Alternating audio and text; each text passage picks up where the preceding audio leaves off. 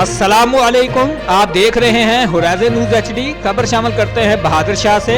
Police थाना बहादुर शाह की कार्रवाई, मुलजमा से चर्स 1655 ग्राम और 15 ग्राम हीरोइन बरामद। DPO साहिवाल सादिक बलोच की हिदायत पर साहिवाल पुलिस का जराए पेशा नासिर के खिलाफ क्रैकडाउन जारी।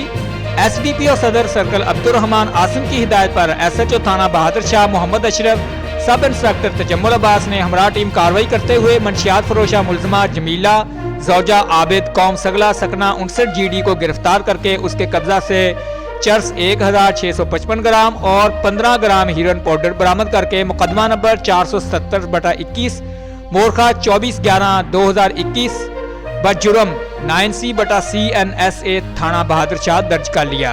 तर्जमान पुलिस जिला साहिवाल। रिपोर्ट आमर Sohail, city reporter Sahiwal, horizon news HD।